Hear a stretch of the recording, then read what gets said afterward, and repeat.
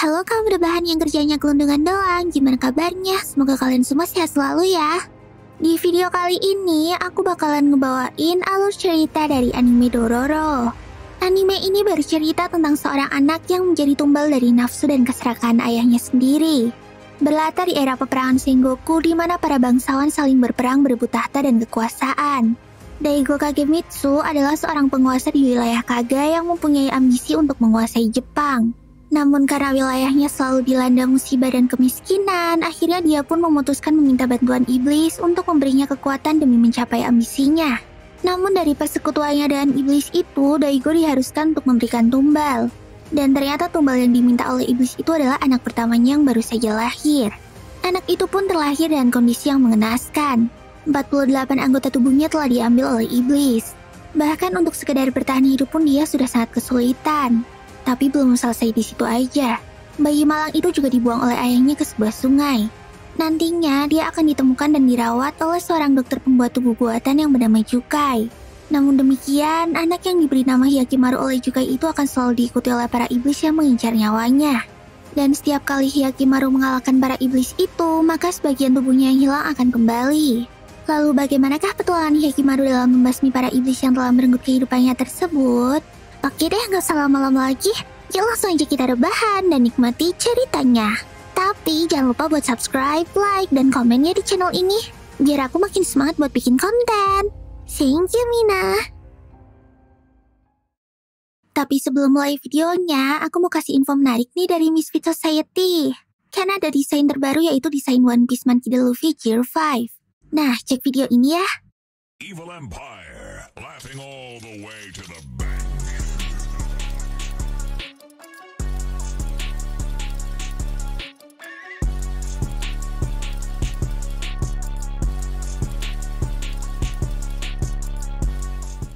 Gimana? Keren banget kan?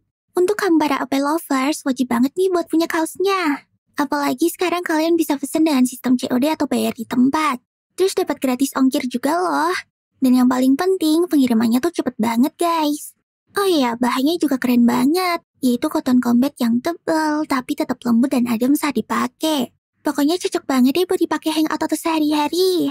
Selain itu, kalian juga dapat garansi 100% uang kembali jika barang cacat dan gak layak pakai. So, tunggu apa lagi guys? Pesan dan miliki sekarang juga ya. Jangan sampai kehabisan. Untuk link pemesanannya udah aku taruh di deskripsi ya. Daigo-sama ka? Mohaya, otome suru koto wa dekimasu mai ga, Mihotoke no michi o hazureru wa gedo. そなたらが日がない一日拝んでいた御仏の道などどこにも。大悟様、鬼神に近づいてはなりません。もう落ちておる。12の鬼神に言う。我が名は大悟景光。もし我が領土を守護し、それより他に何でもだ。そなたたちの好きなものを取るがいい。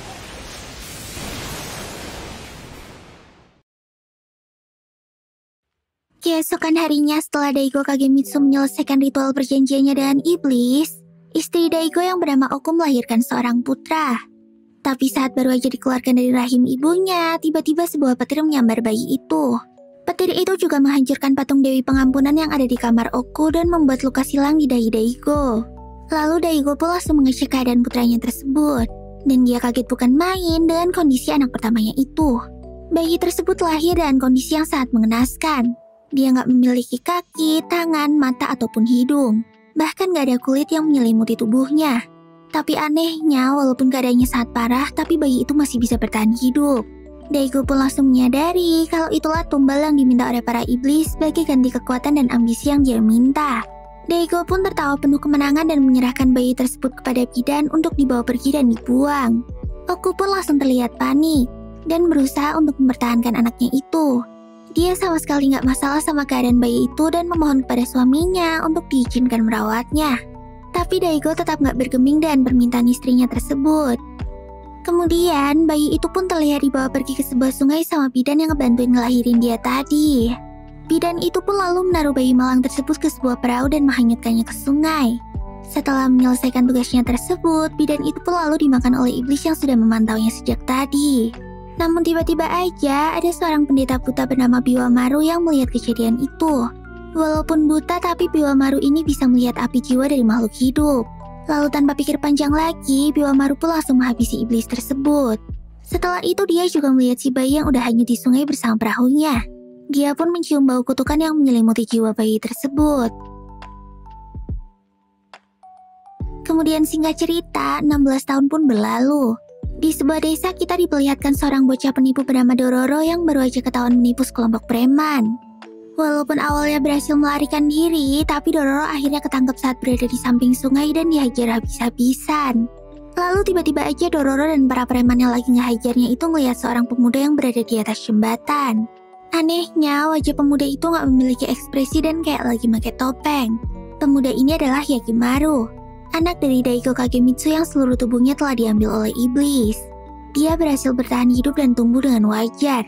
Dan ternyata alasan Hyakimaru berada di sana bukanlah untuk menghentikan para preman itu.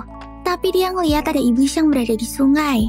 Dan benar aja, iblis itu pun langsung muncul dan ngebunuhin para preman-preman itu. Bahkan Dororo pun gak luput dari incaran iblis tersebut. Lalu dengan cepat, Hyakimaru langsung mengeluarkan pedangnya dan melawan iblis itu.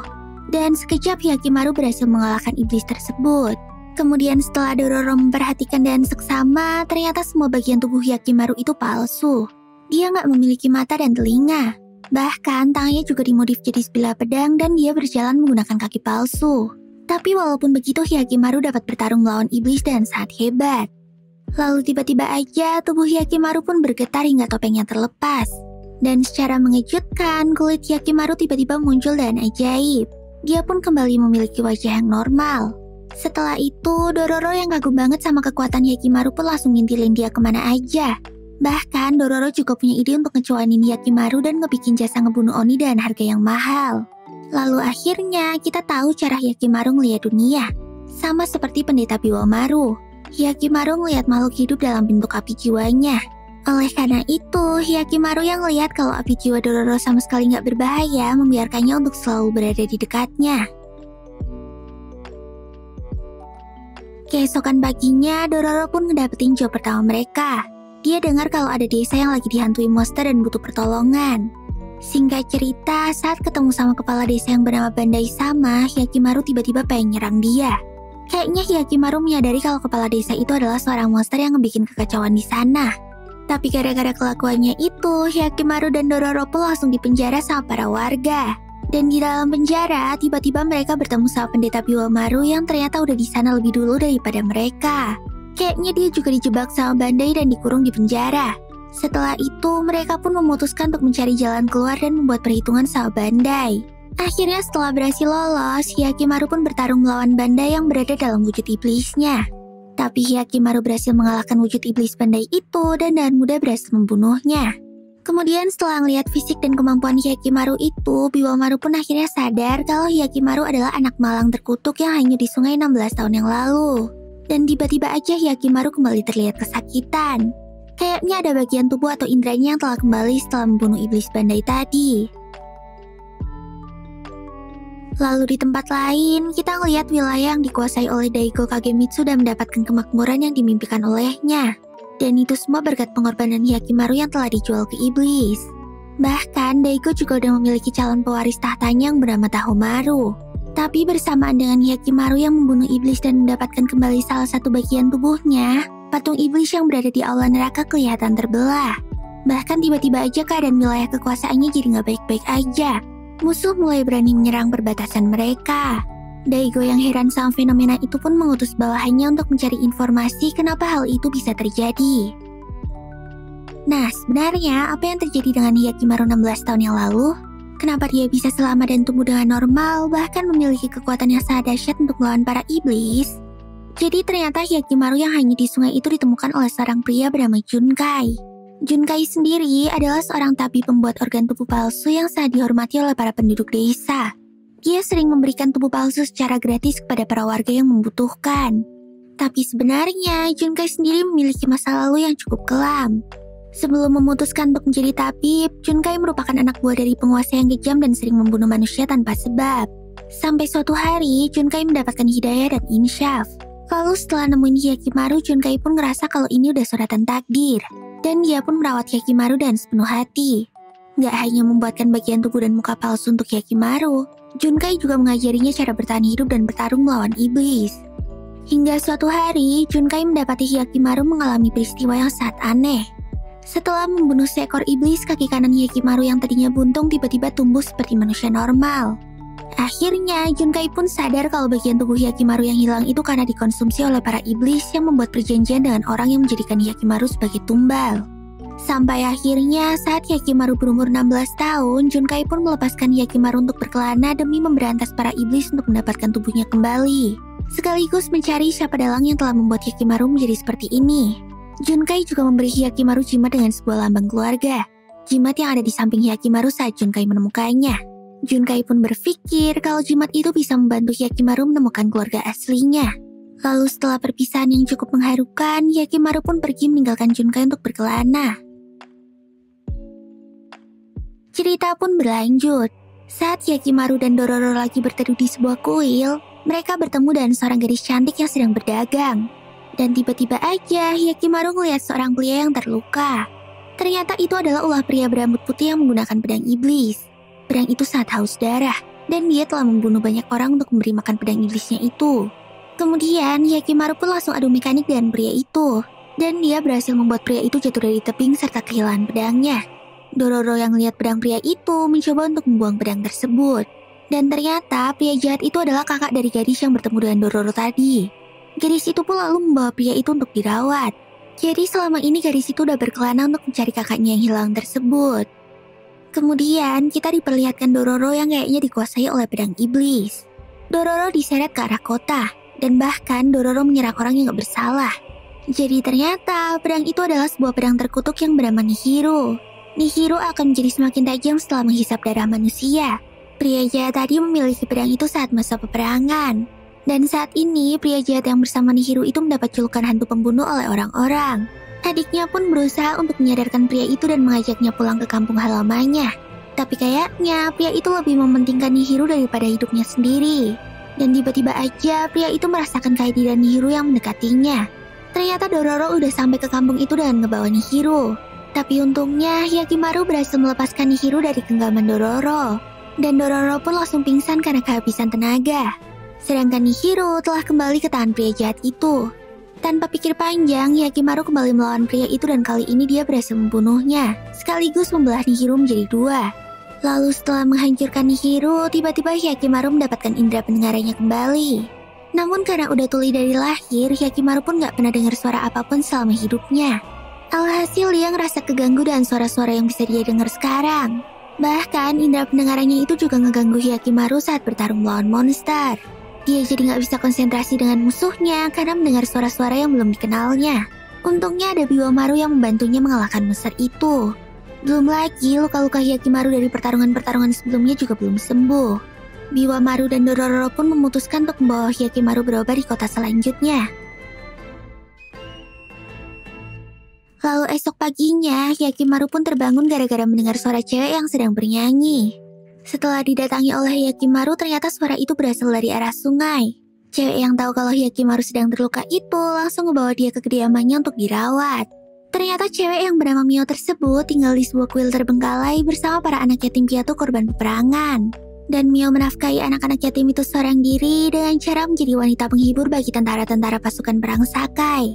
Pasukan perang Sakai sendiri adalah musuh dari pasukan Daigo Kagemitsu. Sakai telah menguasai wilayah perbatasan, namun belum juga melakukan pergerakan untuk menyerang Ishikawa, wilayah kekuasaan Daigo. Tapi karena pergerakan Hyakimaru yang membasmi para iblis itu, perlahan wilayah Ishikawa pun kehilangan kemakmurannya. Sepertinya setiap Hyakimaru mendapatkan bagian tubuhnya kembali, maka kemalangan akan menimpa wilayah kekuasaan Daigo. Tahomaru yang merupakan anak kedua Daigo itu pun merasa ada rahasia yang disembunyikan oleh kedua orang tuanya. Beberapa hari kemudian, Biwamaru ngasih info kalau dia udah menemukan suatu tempat yang sangat cocok untuk dihuni oleh Mio dan anak-anak yatim. Tempat itu sangat aman dan jauh dari medan perang. Tapi sayangnya ada seekor iblis yang menjaga tempat itu. Tanpa pikir panjang, Hyakimaru yang kondisinya belum sembuh 100% itu pun langsung bergegas untuk pergi ke tempat itu untuk membasmi iblis tersebut. Biwamaru pun ikut bersama Hyakimaru untuk membantunya. Lalu, Mio juga ingin mendapatkan banyak uang agar bisa membeli bibit padi untuk ditanam di tempat barunya nanti. Untuk itu malam ini dia tidak hanya berencana melayani pasukan Sakai, tapi juga pasukan musuh. Terus malamnya, nggak tahu kenapa si Dororo ini pengen mencoba untuk mengikuti Mio. Dan nggak disangka, ternyata dia malah ngeliat Mio yang lagi diselebeo-selebeo sama 3 orang prajurit musuh. Dororo pun langsung kaget setengah mati setelah tahu pekerjaan yang dilakukan oleh Mio. Terus di tempat lain, Hyakimaru dan Biwamaru yang mencoba membasmi iblis itu terlihat kesulitan. Kayaknya luka yang diderita oleh Hyakimaru itu benar-benar mengganggu pergerakannya. Akhirnya Hyakimaru pun harus kehilangan kakinya karena diserang oleh iblis itu. Tapi gara-gara hal itu juga, tiba-tiba Hyakimaru bisa mengeluarkan suara untuk pertama kalinya. Walaupun gak membahayakan nyawanya, tapi Mio harus merawat Hyakimaru sampai dia sadar. Berkat hal itu pula hubungan Mio dan Hyakimaru pun semakin dekat. Bahkan Hyakimaru selalu meminta Mio untuk menyanyikan lagu untuknya. Dan karena lantunan lagu dari Mio itu, jiwa Hyakimaru pun menjadi lebih tenang. Biwamaru yang lihat Hyakimaru pun berkata kepada Dororo kalau mereka hanya bisa berharap jiwa Hyakimaru tidak dikuasai oleh api iblis yang ada di dalam hatinya sejak lahir. Karena jiwa Hyakimaru yang masih polos itu bisa berubah menjadi iblis jika terkontaminasi oleh kebencian. Kemudian sorenya saat Mio akan berangkat kerja lagi, dia berpapasan dengan Dororo. Kayaknya Mio ini sadar kalau Dororo udah tahu pekerjaan apa yang dilakukannya tiap malam. Tapi Dororo ini paham kalau Mio melakukan hal itu demi anak-anak yatim yang ingin dilindunginya. Dia pun memberi semangat kepada Mio agar bisa cepat-cepat pindah dari sana dan memulai hidup yang baru. Lalu tampaknya si Hyakimaru masih penasaran dan pengen ngebantai iblis yang kemarin itu. Dia pun ngebuat kaki palsu ala kadarnya dari sebilah kayu. Dan malamnya dia pergi sendirian untuk melawan iblis tersebut. Dororo yang terbangun dari tidurnya itu pun ngedapatin Hyakimaru yang udah menghilang dari sisinya. Dia pun langsung mengejar Hyakimaru ke tempat iblis itu berada. Dan kali ini Hyakimaru berhasil ngebantai iblis itu dan sukses. Setelah iblis itu mati, kaki Hyakimaru yang putus pun kembali seperti semula. Lalu saat mau kembali ke kuil, mereka ngelihat asap yang mengepul dari kejauhan. Ternyata Mio dan anak-anak yang lainnya sedang diserang oleh prajurit musuh. Kayaknya para prajurit itu tahu dan curiga kalau Mio adalah seorang mata-mata karena melacur di 2 kubu sekaligus. Akhirnya setelah melihat kematian Mio dan anak-anak di depan matanya, Hyakimaru pun ngamuk dan membunuh semua prajurit yang berada di hadapannya. Melihat hal itu, Dororo teringat sama perkataan Biwamaru tentang api iblis yang ada di dalam jiwa Hyakimaru. Dororo pun takut kalau Hyakimaru akan berubah menjadi iblis. Dia pun segera menghentikan Hyakimaru yang udah mau ngebunuh prajurit terakhir yang masih hidup.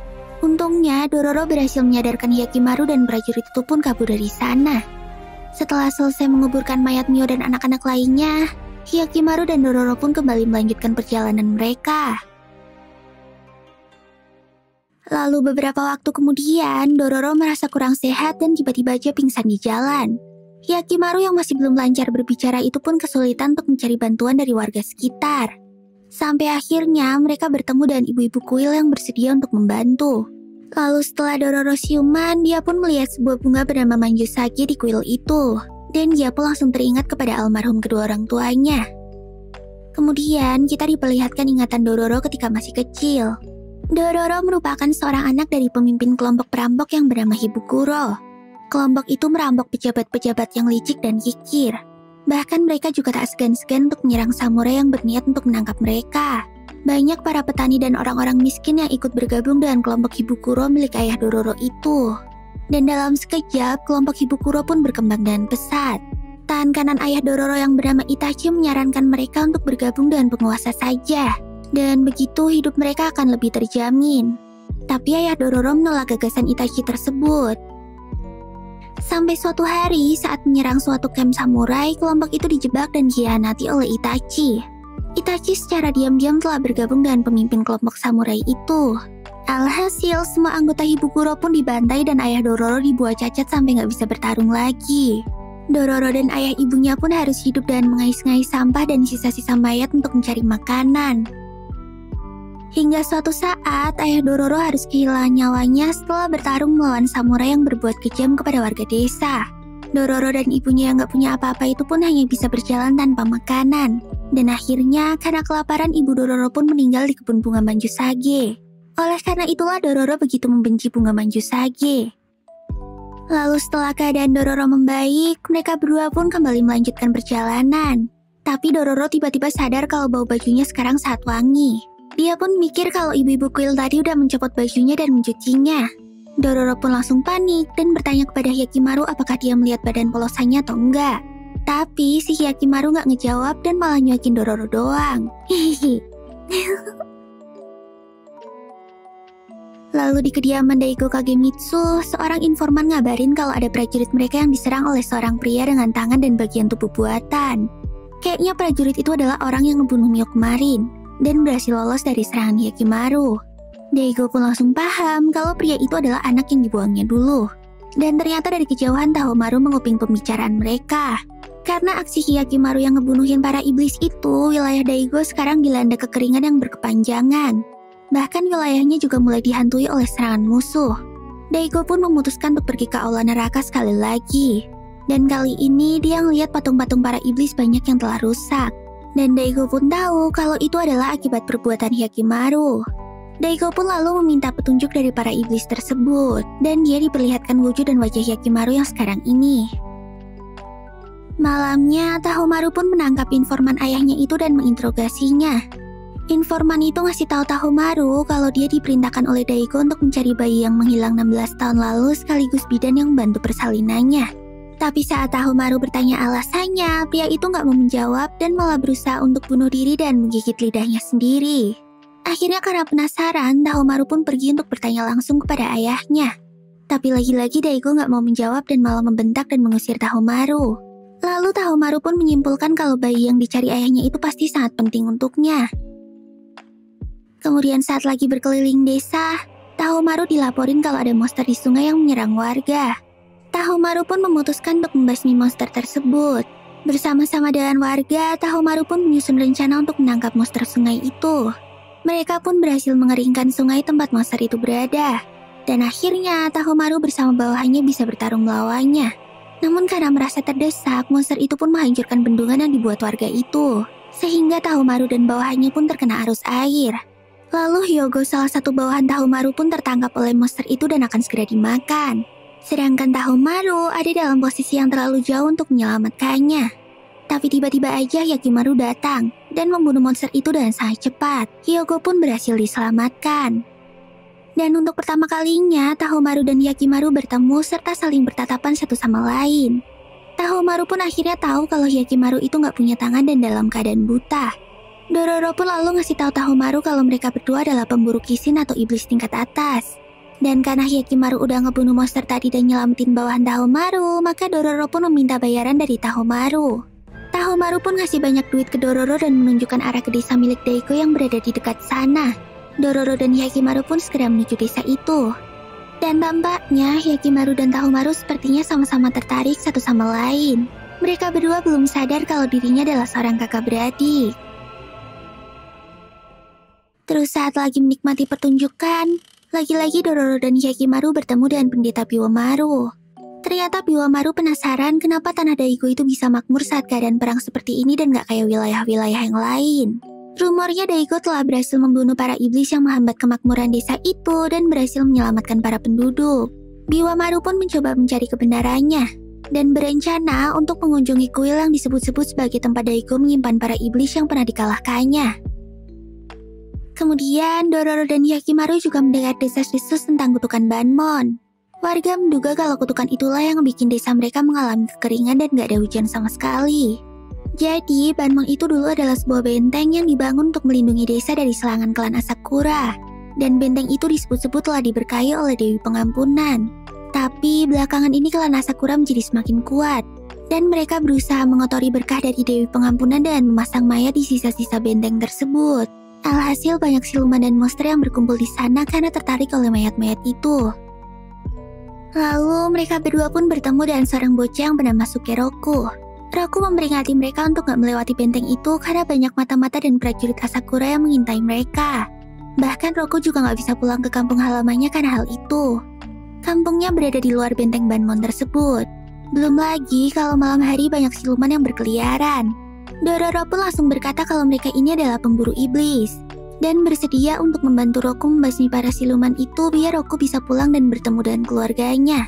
Roku pun tampak sangat senang, lalu mereka pun makan bersama sambil menunggu malam tiba.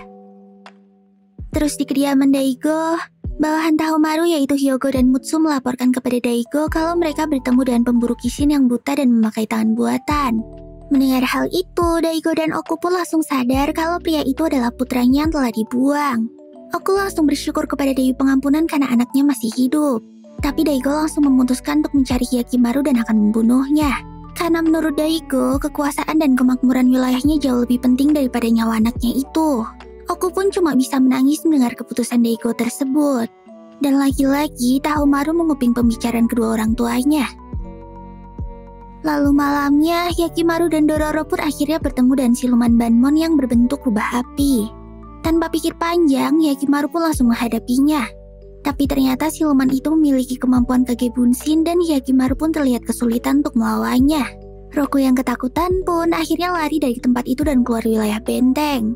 Dororo yang khawatir pun segera mengejar Roku. Akhirnya malah Roku dan Dororo ditangkap sama pasukan Asakura. Sedangkan Hyakimaru yang sedang kesulitan menghadapi siluman Banmon tiba-tiba mendapat bantuan yang membuat siluman itu lari. Dan ternyata itu adalah Daigo dan para prajuritnya. Setelah sekian lama akhirnya bapak dan anak itu pun bertemu. Daigo dengan jijik mempertanyakan kenapa anak iblis kayak dia itu masih aja hidup dan berkeliaran. Daigo pun langsung menyuruh prajuritnya untuk membunuh Hyakimaru. Dan dengan segera, Hyakimaru yang merasa terancam itu pun langsung kabur dari sana. Hyakimaru pun bingung kenapa dia dipanggil anak iblis oleh orang yang gak dikenalnya. Lalu Hyakimaru pun memutuskan untuk pergi ke kediaman Daigo dan menyusup ke sana. Di sana, dia melihat Daigo yang sedang memberitahu semua rahasia dan kebusukannya kepada Tahomaru. Kayaknya Daigo udah gak bisa lagi berkelit dari Tahomaru yang selalu mencari kebenaran tentang misteri yang dirahasiakan oleh orang tuanya itu. Melihat kedatangan Hyakimaru, Daigo pun kembali berusaha untuk membunuhnya. Tapi Oku langsung menyuruh anak pertamanya itu untuk kabur. Akhirnya setelah tahu bahwa Hyakimaru adalah kakaknya, Tahomaru pun memutuskan untuk pergi ke aula neraka. Di sana dia tahu kalau bencana yang melanda desanya belakangan ini adalah karena ulah kakaknya yang telah membunuhi para Kishin. Tahomaru pun memutuskan membantu Daigo untuk memburu Hyakimaru dan membunuhnya. Semua ini dilakukan oleh Tahomaru demi kemakmuran desa dan klannya. Lalu di tempat lain, Hyakimaru akhirnya ketemu sama Dororo yang baru aja berhasil kabur dari pasukan Asakura. Dia pun meminta bantuan Hyakimaru untuk menyelamatkan Roku. Di dalam perjalanan, Hyakimaru pun bercerita tentang kejadian yang baru aja dialaminya. Dororo pun menyimpulkan kalau Daigo dan Oku adalah orang tua kandung Hyakimaru. Apalagi ngeliat jimat yang selalu di bawah Hyakimaru itu memiliki gambar lambang keluarga Kagemitsu. Setelah itu, mereka pun bergegas menuju ke benteng Banmon, tempat prajurit Asakura akan mengeksekusi Roku dan para tahanan lainnya. Tapi ternyata pasukan Kagemitsu juga udah berada di benteng tersebut dan pertempuran pun pecah. Sedangkan Daigo juga dalam perjalanan menuju benteng itu. Lalu tiba-tiba aja siluman Banmon kembali datang untuk ngebunuhin prajurit Asakura yang berada di sana. Akhirnya para prajurit Asakura itu pun lari tunggang-langgang dari medan pertempuran. Sedangkan Hyakimaru akhirnya bertemu lagi dengan Daigo. Kali ini di antara pasukan Daigo ada salah satu orang yang ikut ngebantai Mio di kuil kemarin. Saat melihat orang itu, Hyakimaru pun langsung emosi dan berusaha untuk menyerangnya.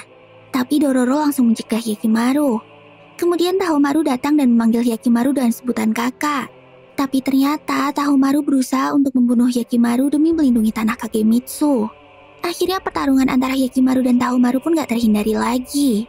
Dororo yang lihat kesempatan untuk menyelamatkan Roku itu langsung pergi ke benteng Banmon dan berusaha melepaskan ikatan Roku. Tapi tiba-tiba siluman Banmon kembali muncul dan berusaha menyerang Dororo. Hyakimaru yang tahu hal itu pun langsung cepat-cepat mengalahkan Tahomaru demi menyelamatkan Dororo. Tahomaru pun harus tertebas di bagian matanya oleh sabetan pedang Hyakimaru. Dan dengan segera, Hyakimaru berhasil mengalahkan siluman Banmon dan menyelamatkan Dororo. Kemudian, Oku tiba-tiba muncul dan menceritakan semuanya kepada Hyakimaru tentang kutukan dan perbuatan ayahnya yang telah menumbalkan dirinya demi kemakmuran tanah dan rakyatnya. Lalu untuk mendapatkan pengampunan dari Hyakimaru, Oku pun menusuk dirinya sendiri. Dan tiba-tiba aja benteng Banmon yang berada di dekat mereka pun hancur. Tahomaru dan Daigo lalu membawa Oku pergi dari sana untuk kembali ke kediamannya. Setelah semuanya tenang, tiba-tiba dari arah hutan muncul keluarga Roku yang ternyata masih hidup. Dororo yang lihat Roku telah kembali bahagia bersama keluarganya itu pun ngerasa sedih dengan takdir yang telah dilalui oleh Hyakimaru. Dia pun berjanji akan selalu berada di sisinya dan menemaninya. Kemudian mereka pun pergi dari tempat itu. Lalu, kita ditunjukkan pendeta Biwamaru yang memungut patung Dewi Pengampunan tanpa kepala yang dibawa oleh Oku tadi. tampaknya Biwamaru melihat ada aura misterius yang menyelimuti patung tersebut. Besoknya, kayaknya Hyakimaru masih kepikiran sama kejadian semalam. Apalagi setelah mengalahkan siluman Banmon, Hyakimaru sama sekali nggak mendapatkan anggota tubuhnya kembali. Alhasil, Dororo pun mencoba menghiburnya dan mengajaknya ke sebuah pemandian air panas untuk bersantai dan mengobati luka-lukanya. Di pemandian air panas itu, lagi-lagi kehadiran pendeta Biwamaru mengejutkan mereka. Dan tanpa sadar, mereka menemukan sebuah tato tersembunyi yang berada di punggung Dororo. Biwamaru pun mengatakan kalau tato itu kemungkinan adalah sebuah peta. Ternyata tato itu hanya terlihat saat punggung Dororo berada di tempat yang hangat. Lalu, Dororo bercerita kalau dia juga pernah melihat tato seperti itu di punggung ibunya. Sebelum meninggal, ibunya menyuruh Dororo untuk mengingat bentuk tato yang berada di punggungnya itu. Ternyata itu adalah sebuah peta menuju tempat harta yang telah dikumpulkan oleh ayah Dororo dari para samurai-samurai jahat yang selama ini menjadi perampok. Ayah Dororo menyembunyikan harta itu agar suatu hari dapat berguna bagi rakyat. Dan sebelum kematiannya, ayah Dororo masih sempat mentato punggung istri dan anaknya peta menuju harta tersebut. Biwamaru pun menyebutkan kalau harta itu memiliki kekuatan yang besar untuk bisa mengubah dunia. Dan dia menyarankan Dororo untuk menggunakan harta itu secara bijak. Setelah selesai membasmi iblis dan mendapatkan semua bagian tubuh Hyakimaru, Dororo bisa bersenang-senang dengan uang itu dan bahkan membangun sebuah negeri. Lalu Dororo dan Hyakimaru pun melanjutkan perjalanan mereka. Tapi kayaknya Dororo belum mutusin mau dipakai apa hartanya itu nanti. Singkat kata, mereka pun sampai di sebuah desa yang kelihatannya cukup makmur. Sesuatu yang sangat jarang ditemukan saat era peperangan yang sulit ini. Mereka berdua pun disambut dan dijamu dengan hangat sama kepala desa di sana. Tapi keesokan harinya saat Dororo lagi ngeliat-ngeliat suasana desa, dia ngerasa kalau para penduduk di sana cukup aneh dan seperti menyembunyikan sesuatu. Dan benar aja, saat Hyakimaru membuntuti kepala desa itu, dia pun mendapat fakta kalau kepala desa udah bersekutu dengan siluman demi kemakmuran desanya. Kepala desa itu mengorbankan para pengembara yang kebetulan singgah di desanya untuk menjadi konsumsi siluman. Akhirnya pertarungan Hyakimaru melawan siluman yang berbentuk kupu-kupu itu pun gak terhindari lagi. Singkat kata, setelah pertarungan yang lumayan panjang, Hyakimaru pun berhasil menghabisi siluman itu. Dan tanpa diduga, Hyakimaru kembali mendapatkan bagian tubuhnya yang hilang. Dan kali ini dia mendapatkan tulang punggungnya kembali. Dan berkat terbunuhnya siluman tersebut, desa tadi pun langsung hancur tak bersisa. Kemudian saat dalam perjalanan, Dororo yang sedikit tertinggal dari Hyakimaru tiba-tiba bertemu dengan Itachi, bawaan ayahnya yang dulu telah mengkhianatinya. Itachi terlihat membawa sebuah gambar peta yang belum sempurna, dan tampaknya dia membutuhkan Dororo untuk mendapatkan potongan sisa peta tersebut. Itachi juga kayaknya tahu kalau sisa potongan peta itu ada di punggung Dororo. Tapi Dororo langsung ngebuka punggungnya dan ngebuktiin kalau di sana nggak ada gambar peta yang dicari Itachi. Karena tampaknya Itachi belum tahu kalau tato di punggung Dororo itu harus dihangatin dulu biar kelihatan. Tapi Itachi ngira kalau Dororo ini tahu tempat peta itu berada. Jadi dia pun menculik dan ngebawa pergi Dororo. Sedangkan Hyakimaru yang berada jauh di depan akhirnya sadar kalau Dororo telah menghilang. Dia pun berusaha untuk mencarinya. Lalu di dalam perjalanan menuju lokasi harta itu, Dororo akhirnya tahu dari mana Itachi mengetahui potongan peta yang harusnya cuma ada di punggung ibunya itu. Ternyata setelah Dororo mengubur mayat ibunya, Itachi telah menggali makam itu demi melihat peta tersebut. Dororo pun sangat marah setelah mendengar fakta mengerikan itu. Beberapa waktu kemudian, mereka pun sampai di sebuah pantai. Dan lokasi harta itu berada di salah satu pulau yang ada di sana. Mereka pun membutuhkan perahu untuk mencapainya. Tapi ternyata desa di pesisir pantai itu udah hancur terlebih dahulu dan gak ada perahu yang masih tersisa. Namun tiba-tiba aja ada seorang laki-laki bilangan satu yang menawari perahu untuk mereka dan bersedia untuk mengantar sampai ke pulau itu. Awalnya Dororo curiga sama laki-laki tersebut. Tapi Itachi memutuskan untuk memakai jasa laki-laki itu. Dan benar aja, saat menaiki perahu itu, akhirnya mereka tahu kalau perahu yang mereka tunggangi itu ditarik oleh 2 ekor hiu raksasa. Dan hiu itu adalah peliharaan laki-laki berlengan satu tersebut. Dan semua warga desa di pantai tadi udah dijadikan makanan hiu itu oleh laki-laki tersebut. Akhirnya salah satu perahu pun habis dimakan oleh hiu itu. Lalu laki-laki itu pun membiarkan perahu yang ditunggangi oleh Itachi dan Dororo di tengah pantai dan dijaga sama salah satu hiunya. Dia berencana untuk menjadikan mereka santapan saat makan malam nanti. Itachi pun ngerasa kalau mereka udah gak punya harapan lagi dan meminta maaf sama Dororo karena udah melibatkannya ke dalam masalah ini. Kayaknya Itachi masih memiliki rasa sayang sama Dororo. Karena gimana pun juga dia ikut membesarkan Dororo saat dulu masih menjadi perampok. Tapi Dororo menolak untuk menyerah. Dia pun memutuskan untuk mencoba ngebunuh hiu yang ngejagain mereka. Dororo pun berinisiatif untuk menjadi umpan demi menarik hiu itu ke permukaan agar Itachi dan bawahannya bisa ngebunuhnya. Dan akhirnya, berkat perjuangan Dororo yang pantang menyerah, hiu itu pun berhasil terpancing dan dibunuh oleh mereka. Setelah itu, mereka pun memutuskan untuk segera menuju Pulau Harta sebelum laki-laki tadi menemukan mereka. Kemudian laki-laki itu pun menyadari kalau salah satu hiunya telah terbunuh. Bahkan Itachi dan bawahannya berhasil menjebak laki-laki itu dan menangkapnya. Setelah puas menyiksanya, Itachi pun membuang pria tersebut. Lalu Itachi memaksa Dororo untuk mengatakan di mana lokasi harta itu. Tapi karena Dororo nggak mau ngomong, Itachi pun lalu melucuti semua pakaian Dororo untuk mencari peta di tubuhnya. Namun bukannya peta. Itachi malah terkejut setelah menemukan fakta kalau ternyata Dororo adalah seorang perempuan. Karena yang Itachi dan semua orang tahu, Dororo ini dibesarkan dan dianggap sebagai laki-laki oleh orang tuanya. Setelah itu, karena Dororo berada di sebelah api unggun, maka peta yang ada di punggungnya pun terlihat. Akhirnya, Itachi mendapatkan keseluruhan peta itu dan langsung menuju ke lokasi yang telah digambarkan.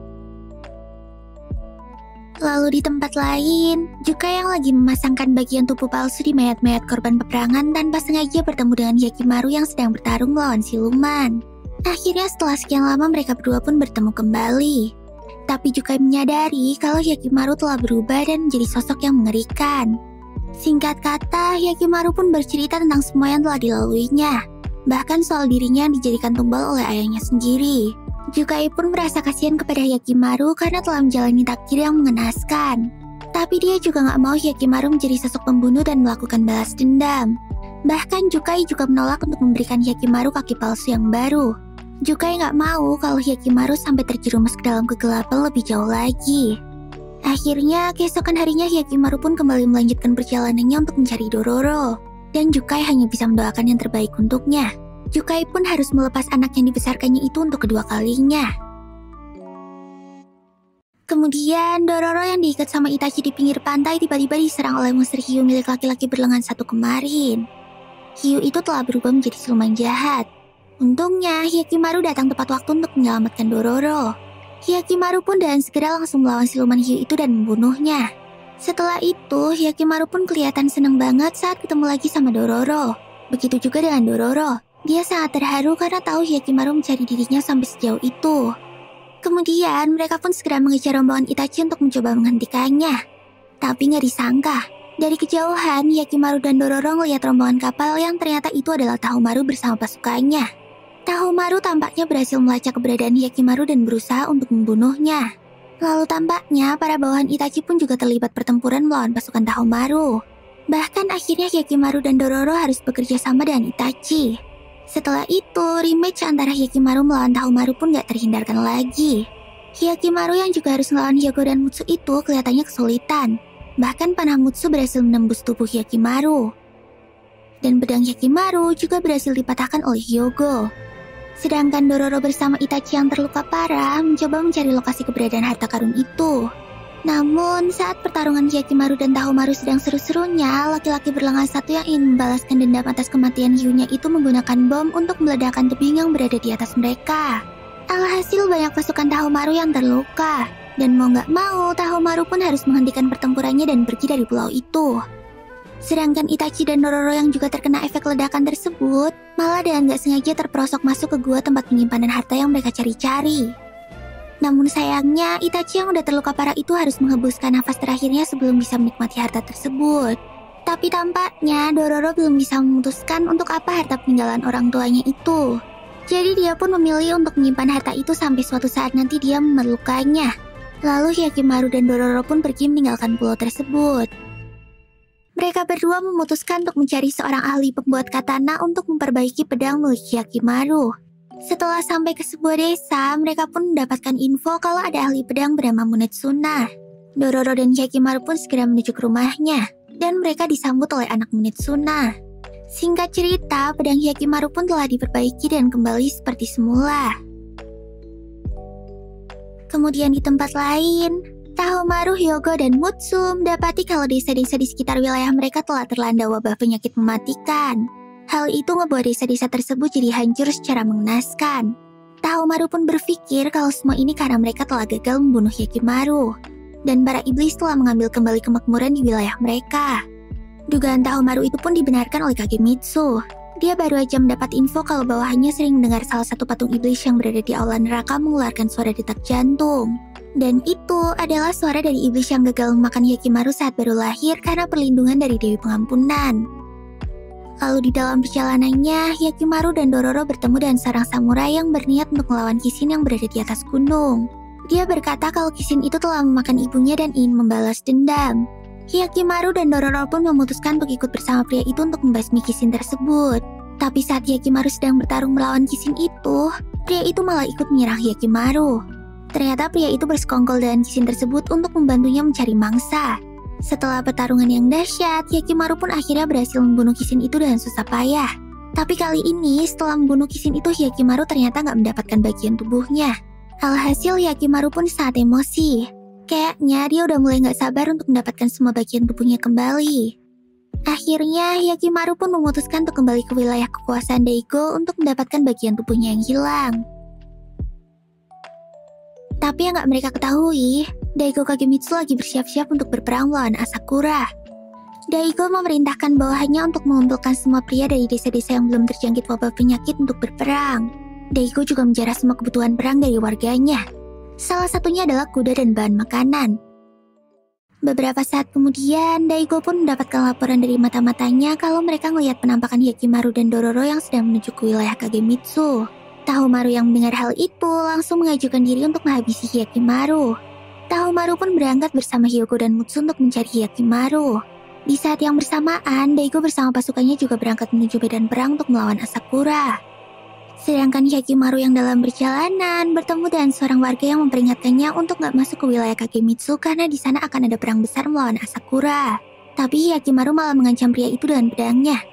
Dororo pun jadi makin takut Hyakimaru udah kehilangan jiwa kemanusiaannya. Namun Hyakimaru meyakinkan Dororo kalau semua yang dia lakukan ini hanya demi mendapatkan bagian tubuhnya kembali. Hyakimaru benar-benar ingin merasakan mempunyai tubuh yang sempurna seperti layaknya manusia normal. Hingga akhirnya saat melewati jurang yang berisi banyak siluman, Hyakimaru kembali bertemu dengan Tahumaru. Dan lagi-lagi pertarungan pun tak terhindari. Kali ini Hyakimaru berhasil membuat mereka kewalahan. Bahkan dia juga berhasil memotong lengan Hyogo dan Mutsu. Untungnya saat semakin terdesak, Tahumaru ditolong oleh salah satu prajurit Kagemitsu yang datang menggunakan kuda.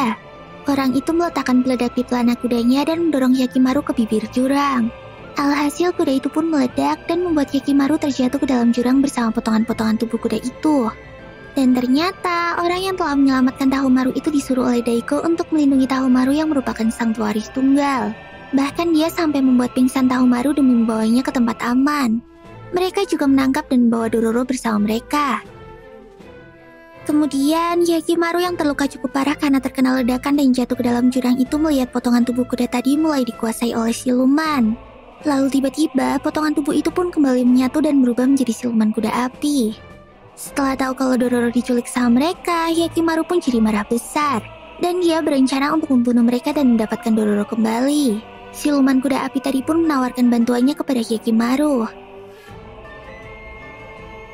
Kemudian di tempat lain, Dororo yang ditahan oleh pasukan Kagemitsu tiba-tiba didatangi oleh Oku. Ternyata Oku ingin menyelamatkan Dororo dari penjara tersebut. Oku yang tahu kalau Dororo sangat berharga bagi Hyakimaru itu nggak ingin sesuatu yang buruk menimpa Dororo. Dan lagi Oku juga tampaknya ingin bertemu secara langsung dengan Hyakimaru dan meminta maaf kepadanya. Tapi saat sedang menaiki perahu, tiba-tiba arus sungai membuat perahu itu hancur dan mereka pun tenggelam. Untungnya Dororo dan Oku berhasil diselamatkan oleh Biwamaru dan dibawa ke sebuah penampungan yang berisi orang-orang korban peperangan. Semua orang yang ada di sana hartanya telah dirampas oleh Daigo demi peperangan. Oku yang melihat kondisi mengenaskan warganya itu pun langsung berinisiatif untuk membantu mereka. Oku pun mengobati orang yang terluka dan merawat mereka. Kemudian, tiba-tiba Dororo dan Oku mendengar kabar kalau peperangan telah terjadi di dekat mereka. Tapi tampaknya ada musuh lain yang membuat pasukan kedua wilayah itu jadi ketakutan. Dan mereka bilang kalau itu adalah perbuatan iblis. Dororo pun curiga kalau iblis yang dimaksud mereka itu adalah Hyakimaru. Dan dugaannya pun gak salah. Hyakimaru bersama dengan siluman kuda api itu pun terlihat sedang membantai semua orang yang berada di depannya, tanpa peduli mereka berada di kubu mana. Sampai akhirnya lagi-lagi Hyakimaru dihadang oleh Tahumaru dan dua bawahannya. Tapi kali ini ada yang aneh dengan mereka.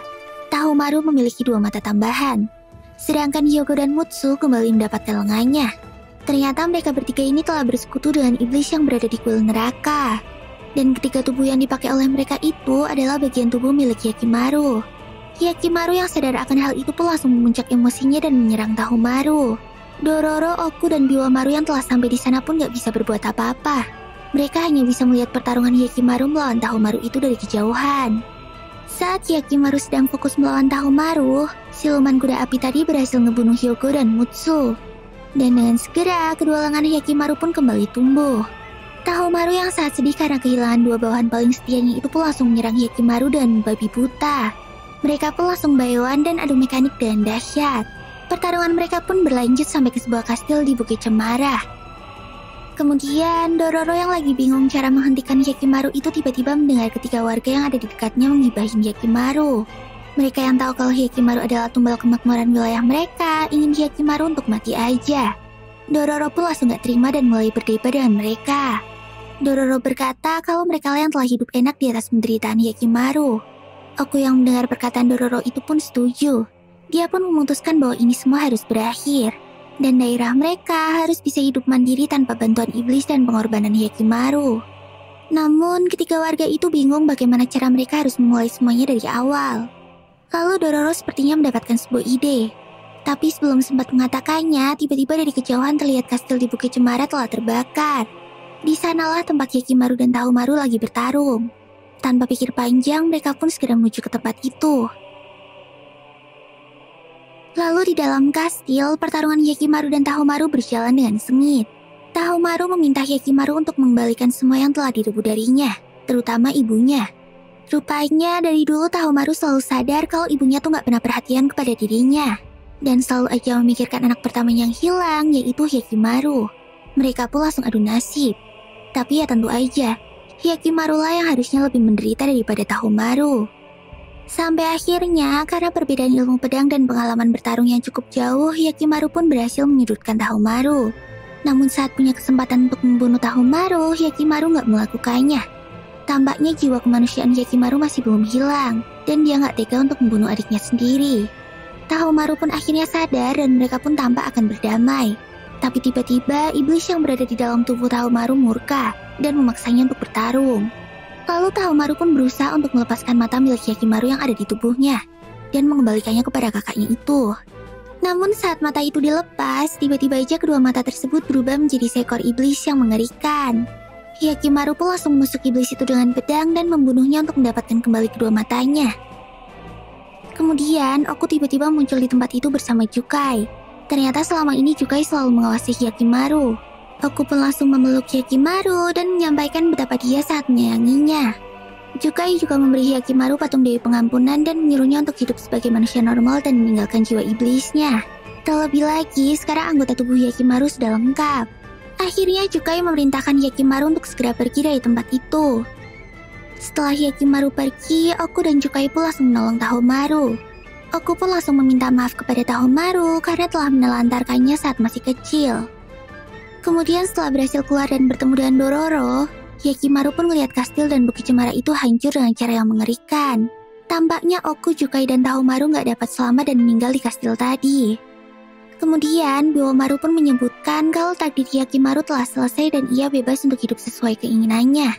Hal itu ditandai dengan hancurnya patung iblis terakhir yang berada di kuil neraka. Sedangkan Daigo yang berperang melawan Asakura telah kalah telak dengan korban jiwa yang sangat besar.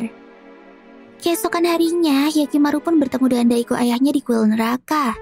Ternyata Daigo ini masih aja membenci Hyakimaru yang telah menghancurkan perjanjiannya dengan iblis itu. Bahkan dia berharap kalau dulu tangannya sendirilah yang membunuh Hyakimaru saat masih bayi. Tapi Daigo yang tampaknya telah terluka parah itu hari ini udah pasrah kalau Hyakimaru akan membunuhnya. Apalagi mengingat dia yang udah gak punya siapa-siapa sejak kematian Oku dan Tahomaru. Tapi ternyata Hyakimaru gak melakukan hal itu.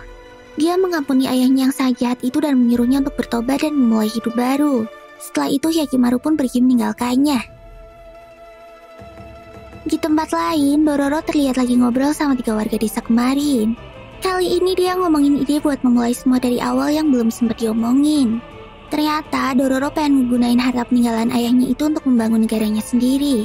Ketiga warga yang awalnya gak percaya sama Dororo itu akhirnya semangat untuk membantu Dororo ngambil harta tersebut. Biwamaru pun memuji keputusan Dororo itu. Tapi saat Dororo lagi nyari-nyari Hyakimaru, dia nggak kunjung menemukannya. Dororo takut Hyakimaru telah meninggalkannya untuk pergi berkelana sendirian. Sampai sore Dororo menunggu. Hyakimaru nggak kunjung pulang. Biwamaru pun mengatakan kalau kemungkinan Hyakimaru telah pergi untuk menenangkan hati dan jiwanya terlebih dahulu. Biwamaru pun meminta Dororo untuk memberi Hyakimaru waktu untuk healing. Dororo pun memahami keputusan Hyakimaru itu dan berjanji akan menunggunya untuk kembali. Mereka berdua pun menjalani kehidupannya masing-masing. Dan selang beberapa tahun kemudian, diperlihatkan Dororo yang telah tumbuh menjadi seorang gadis cantik akhirnya bertemu kembali dengan Hyakimaru. Dan mereka pun hidup bahagia untuk selamanya. The end. Nah, inilah akhir dari anime Dororo. Gimana? Seru banget kan? Semoga bisa menghibur kalian ya. Oke deh, sekian dulu ya videoku kali ini. Dan pesan moral di video ini adalah, sekere apapun kalian jangan sekali-sekali kepikiran untuk melakukan pesugihan. Karena bisa-bisa karmanya bakalan berbalik dan kalian yang menjadi tumbal iblisnya. Serem kan? Jangan lupa buat subscribe, like, dan komen di channel ini ya. Terus nyalain notifikasinya, biar kalian gak ketinggalan kalau aku upload video baru. Oh iya, kalian juga bisa follow sosmed aku dan channel-channel aku yang lainnya loh. Linknya udah aku cantumin di deskripsi ya. Ya, mata nih, sampai jumpa di video selanjutnya. Bye-bye.